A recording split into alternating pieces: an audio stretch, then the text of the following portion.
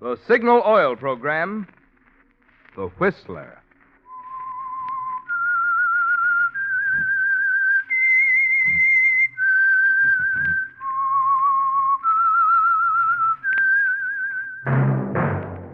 That whistle is your signal for the Signal Oil program, The Whistler.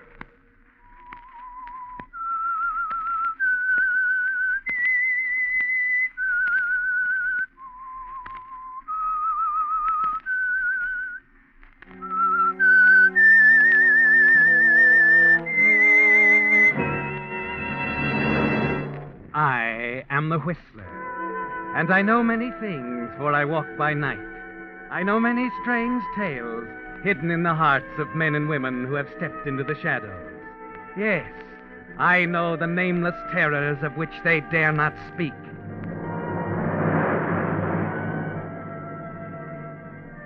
Yes, friends, it's time for the Signal Oil program, The Whistler, rated by independent research the most popular West Coast program in radio history. And Signal gasoline is tops, too, tops in quality. It takes extra quality, you know, to give you extra mileage. And Signal is the famous Go Farther gasoline. So look for the Signal circle sign in yellow and black that identifies friendly dealer-owned Signal service stations from Canada to Mexico. And now the Whistler's strange story, Career Man.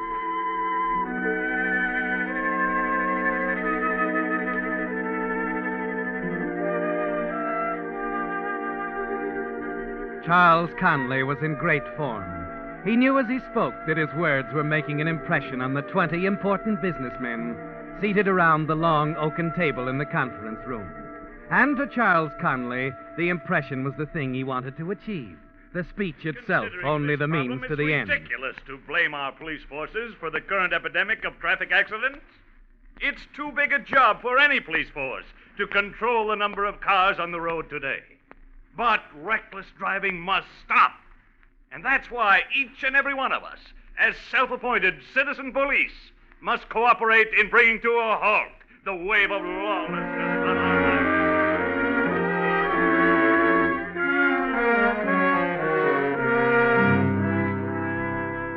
20 important men, Charles. 20 business leaders. And you're making the most of a heaven-sent opportunity to impress them. And when it's over, the applause tells you that the message struck home, right down to the last hypocritical word.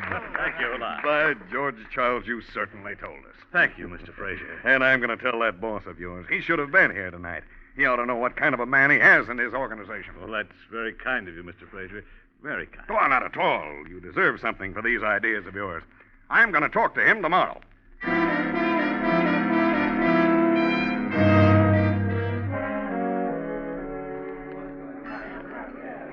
Sounds wonderful, Charles. I wish I could have been there. Oh, I wish you could have been too, Sheila. I tell you, I've been waiting years for this moment. The biggest men in town were there. Wonderful, Charles. But, dear, don't you think we should go home now? It's late. Go home? In the middle of our celebration? We're going to have another drink. No, I don't care for Harry, anymore. you're neglecting us. Be right there, Mr. Conley. Please, Charles, you've had enough. Now, don't be foolish. Oh, sweet little Sheila. Always worrying. It was the same when I got mixed up in that trial last year against Barney Cole. You thought I was foolish then, too. I didn't want anything to happen to you, that's all. I wouldn't testify against anyone unless I was Barney very Cole sure. was no good, Sheila. He deserved what he got. And Yes, I know, Charles. And you moved forward another step in your career. Now, don't spoil it, Sheila. You should have been there tonight and heard my speech. Nothing can stop me now. Oh, I wish you weren't counting on that promotion so much. I'd hate to see you disappointed. Oh, not a chance. They liked me, Sheila. Everybody there. When it gets back to the company, I'm a cinch for a vice presidency. But- Yes, Mr. Conley? Oh, two more of the same, Harry. No, we're leaving. Now, wait a minute. The storm's much worse than it was, Mr. Conley, if you ask me. Nobody's asking you. I know my capacity. But, Charles, we've such a long drive. Lots of cops out tonight, Mr. Conley. What is this, a conspiracy? I said I wanted a drink. Mrs. Conley's in such a hurry, she can go home alone. No. Bring him whatever he wants, Harry. I'll wait.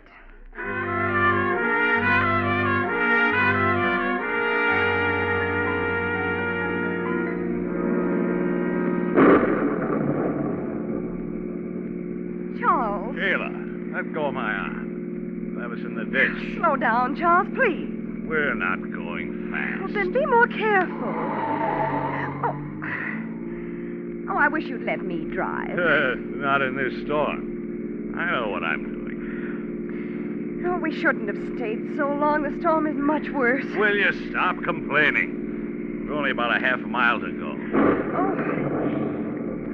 But in all this rain, Charles, you've got to slow down. I can't Charles, look out. What are you doing? There's a man on the road. You're going to hit him. I can't stop him! Look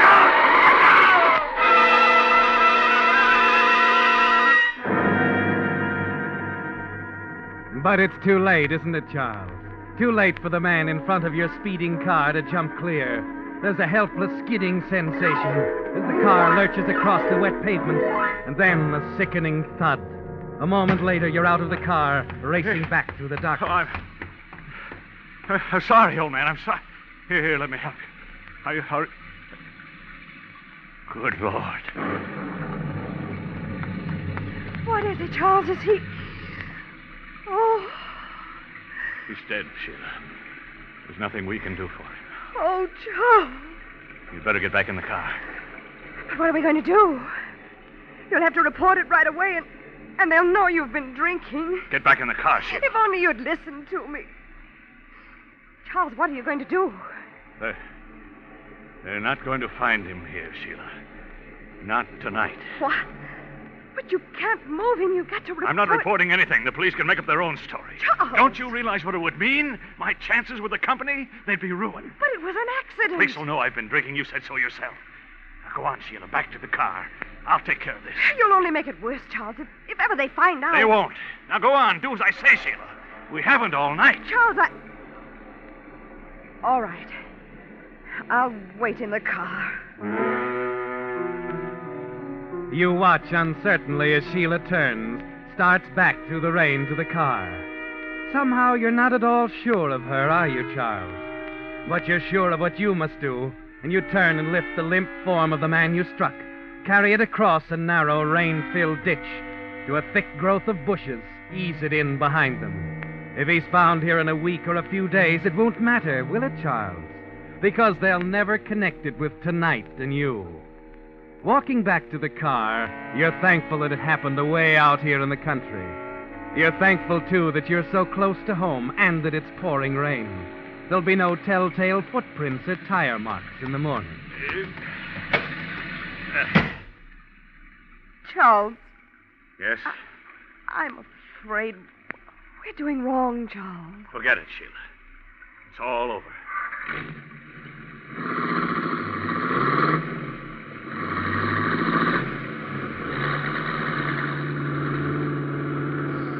I can still see him lying Stop there. talking about it.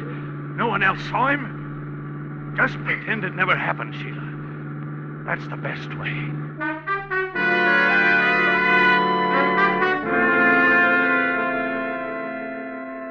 It's easy to say, isn't it, Charles, that it never happened. But it did happen. And you can't shut it out of your mind when you and Sheila reach home. You toss nervously in bed, reliving the accident over and over again in your mind, wondering if you'll get away with it.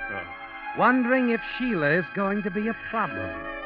She didn't say much, did she, Charles? You wish you could see if she's lying awake now, thinking the kind of thoughts that you're thinking.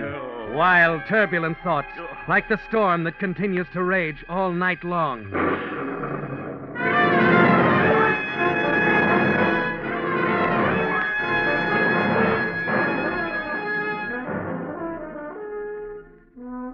At last, you drift into a deep sleep. When you awaken, the sun is shining, streaming in through the windows.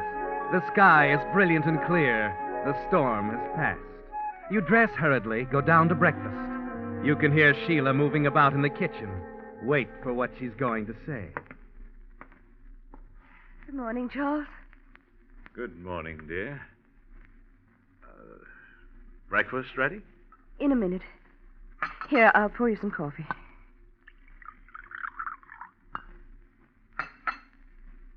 Charles, in case you've been wondering about what stand I'm going to take,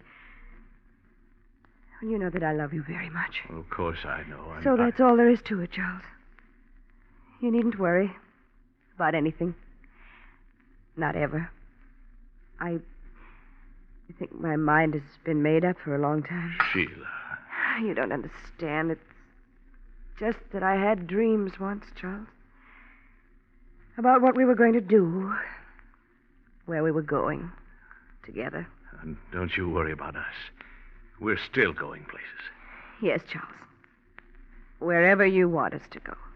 It isn't just me. It's all right, dear, really. It's been all right for a long time, but I guess I only became aware of it last night. You're not unhappy. I'm your wife, Charles. I want to be with you and help you. Oh, Sheila, you're wonderful. You know, I was nervous about you for a while. You can forget it now. I know. Well, let's have breakfast. Nothing like it. Well, company. Charles, you don't suppose... Nonsense. It's probably the mail carrier. This is Sunday. There's no mail on Sunday. Well, then, perhaps it's our good neighbor, Mr. Carson. Charles, I'm afraid. There's no need to be. Not since we understand one another. Just relax, dear. Go on now. See who it is.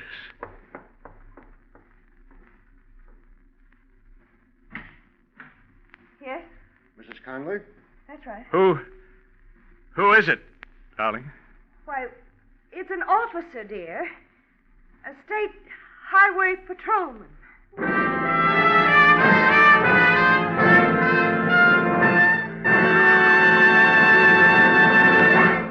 With the prologue of Career Man, the Signal Oil Company is bringing you another strange story by The Whistler. But first, some facts for drivers about an item for which you spend about $100 a year, gasoline. To make sure you're choosing for your car the gasoline that's tops in quality, there are just two things to remember. One, in gasoline, it takes extra quality to go farther. And two, Signal is the famous Go Farther gasoline. Yes, it's a fact. Mileage is the best yardstick of gasoline quality, and I'll tell you why.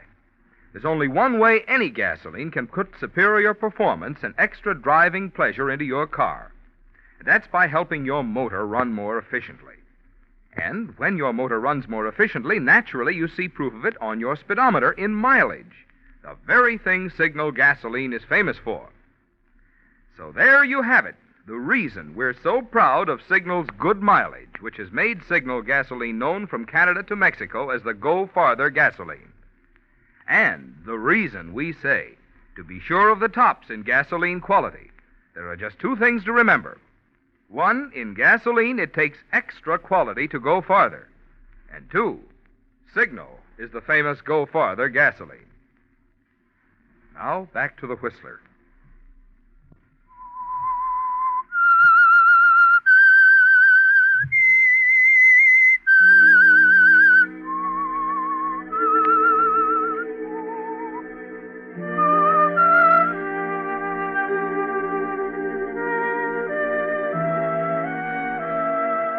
Well, Charles, it seems like it's all over, doesn't it? You stand there, the state highway patrolman at your door, your mind groping for answers. How could he know so soon? How could he have found the body of the man you ran down last night in the storm? It doesn't seem possible, does it, Charles? And yet the patrolman is here, and you can't think of a single other reason that would bring him to your door. I wonder if I could step inside, Mrs. Conley? Yes, of course. As Sheila lets him in, you can only think of one thing, Charles, your career, and how it's about to be destroyed. You'll never get that promotion now, will you? Your big speech last night on reckless driving, alongside the accusation that the patrolman is about to make, will sound like mockery. Charles, this is... Donovan, Sergeant Donovan. The police? But what? Oh, I didn't intend to alarm you folks. Just thought you and your wife could help us. Help you? Yes, there was an accident last night out on the highway. A man was run over and killed. An accident? We didn't hear anything. Well, with the storm and all, it's quite possible you didn't. Were you folks in all evening? No, we weren't. I made a speech on safety at a conference in town. Mrs. Conley met me afterwards, and we drove home. I see. You didn't notice anything unusual? Pass anyone on the highway, perhaps? No. It was raining so hard, officer. Charles had to drive so slowly and carefully that... Yes, I understand. Did they identify the man? Yes. His name was John Martin. You didn't know him, did you? John Martin? No. We thought he might have been visiting someone in the neighborhood. We're checking every place along the road. I see. Well, sorry to bother you folks. Well, I'm sorry we can't help. Thanks, Mr. Conley. Hope I don't have to stop by again. Well, any time. It's, perfectly all right.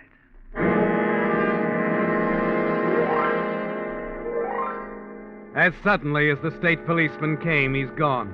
And a surge of relief sweeps over you. You sink down on the living room sofa, your knees weak from the strain of the officer's visit.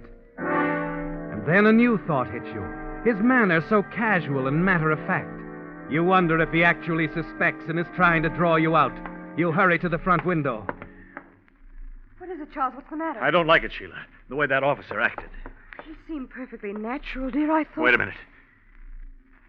Yeah. Yes, he is stopping again. They're checking all the houses. Charles, it's simply that it's on your mind. You've got to stop thinking about it. Oh, you're right, dear. Thanks, Sheila. Thanks for standing by me. I just hope they won't be back.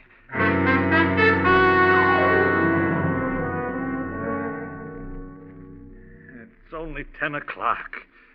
Can't we go for a drive or something? All right, Charles.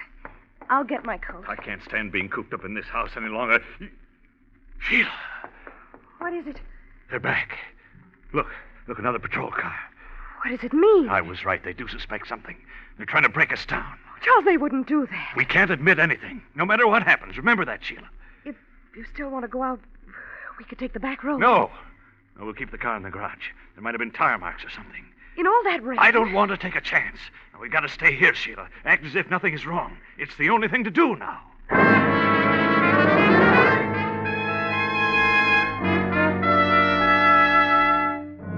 Yes, Charles, it's the only thing to do.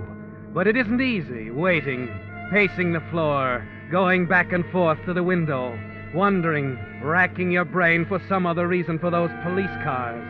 As the hours move by, the pressure begins to tell on you, on Sheila. You almost want to run outside, scream at them, ask them why they're there, what they're waiting for. As it begins to grow dark, it's Sheila who gives way first. Charles, I can't stand it. We've got to talk to them. No, Sheila, stop it. It's like I told you last night. We should have gone to the police and told them it was an accident. Be quiet, will you? Do you want them to hear us? Charles. Quiet.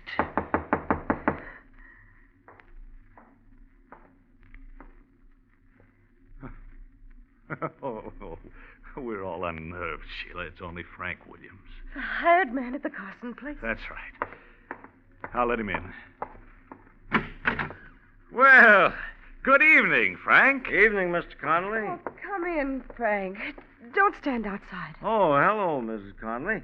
Oh, thank you. I will step in for a minute or two.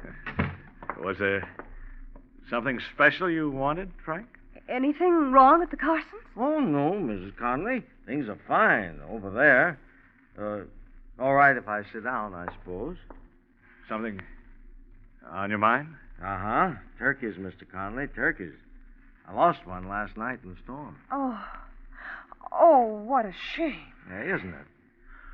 Oh, well, no matter. I ran across something that'll make up for it. Oh, I'm glad to hear that. Yes, Mr. Connolly.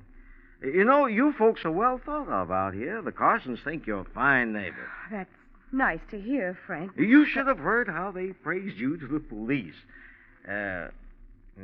Suppose they dropped in on you? Oh, the accident last night. Yes, the police were here. Certainly are a curious bunch, aren't they? I hate to let them go on wasting their time. I don't understand. All right, Mr. Conley, I'll make the picture clear for you, and I'll get right to the point. I dropped by to ask you for $5,000. Charles, have you any idea what he means? And, just what am I buying, Frank? Well, Oh, let's say a turkey, Mr. Connolly. The one that got away last night. It got hit on the road. But it wasn't the only thing that got hit. You were... Oh, yeah. I was out there looking around at the time. Charles. Oh, poor Mr. Martin. You know, it's a shame. It was an accident. Can you understand that? Of course it was. Only you didn't leave it there. I couldn't afford to. Your position? Oh, certainly, Mr. Connolly. That's what made me think that you'd understand my position, losing that turkey. I thought that we could be neighborly about the whole thing, you know, helpful to one another, you see. Mr. Carson will take the turkey out of my salary. But this is blackmail. You can't get away with If I can't, then Mr. Connolly can't get away with hit-and-run driving. Why, you... Charles, don't. Your telephone, Mr. Connolly. You better answer it. Oh, just be a minute. I'll be right here, Mr. Connolly.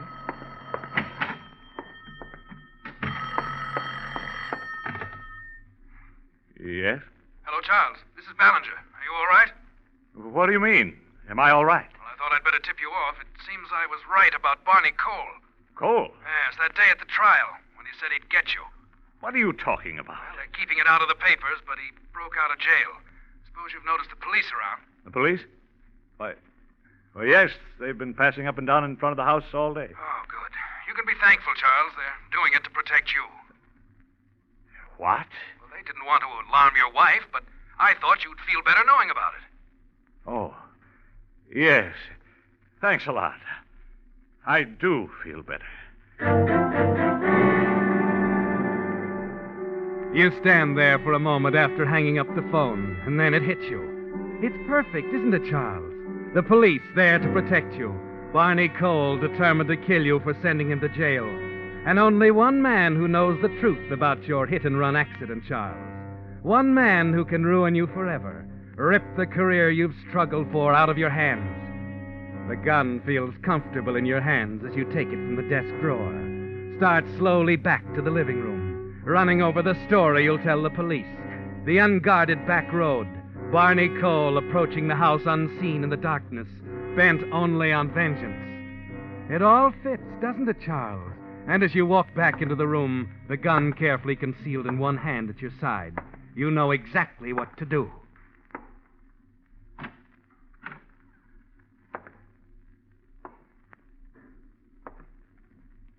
Frank, Yes, Mr. Connolly? about that turkey. Yes? You said $5,000? Well, seems a fair enough price to me. And if I decide not to buy? Well, in that case, it's up to us public-spirited citizens to see that things like this are reported. We've all got to do our duty, you know. Yes, I know. Only you're a little late, Frank. Look at the window. The window? Well, I don't see it. Charles! It's our only way out, Sheila. Now listen to me. We haven't much time.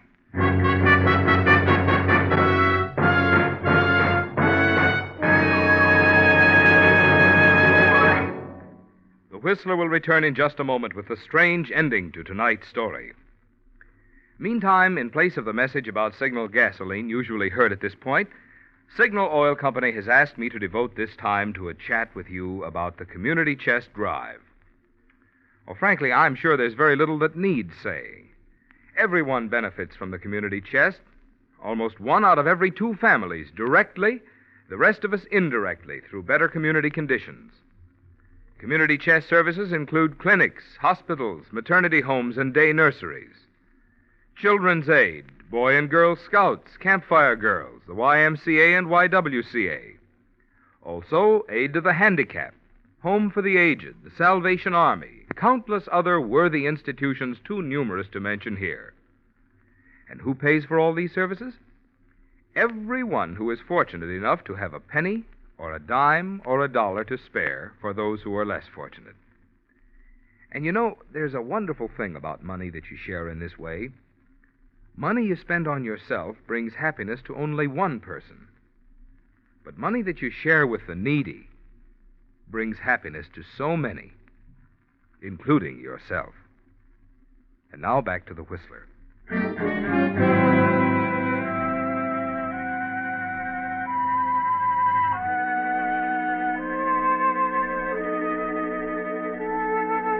So, a cold-blooded murder was the only way out, Charles. The decision was automatic. It was Williams or your career. And to you, of course, the answer was obvious. Yes, the nightmare that began less than 24 hours ago with a man named John Martin dead on the highway near your house is about to come to its climax in the next few minutes. You had the strength to kill, Charles. You know the same strength will stand by you now when you go out to face the officers. The unknown quantity, of course, is Sheila. Charles, how could you? Why did you do it? Why did you Get hold of yourself, Sheila. Charles, Now remember what I told you. Barney Cole, you understand? Barney Cole came up to this window here. Wait, I'll break it. You saw him clearly. He shot Williams through the window thinking it was I. You got that? Yes, Charles, yes. All right. Come on now. Here we go. Help! Help! Police!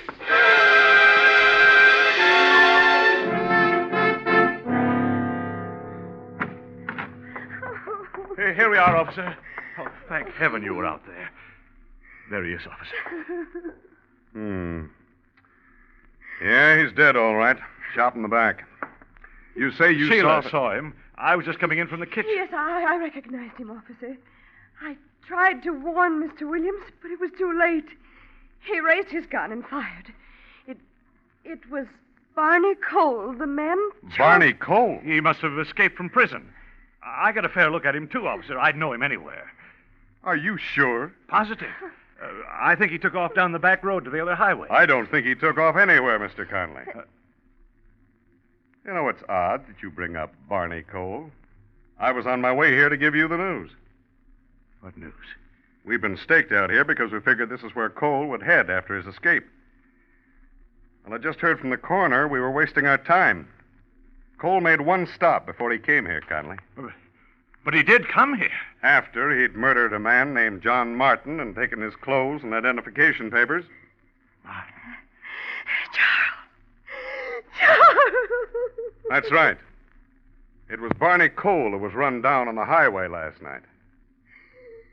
Now suppose you two tell me who really killed Mr. Williams here.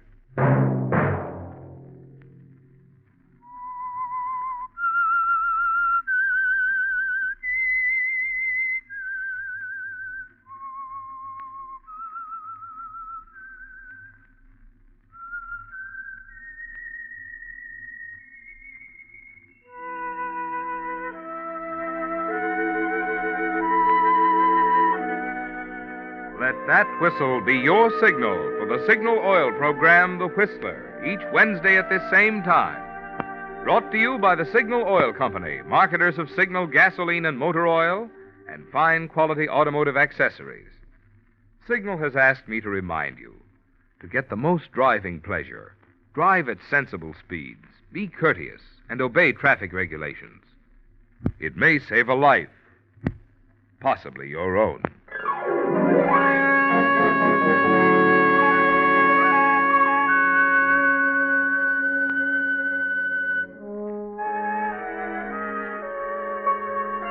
Featured in tonight's story were Willard Waterman and Mary Lansing. The Whistler was produced by George W. Allen with story by Rena K. Green, music by Wilbur Hatch, and was transmitted to our troops overseas by the Armed Forces Radio Service. Next Wednesday, for a full hour of mystery, tune in half an hour earlier. Enjoy The Saint as well as The Whistler. Marvin Miller speaking. This is CBS, the Columbia Broadcasting System.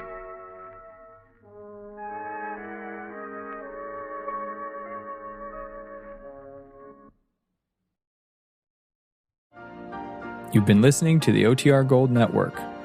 Find more classic radio at otrgold.com.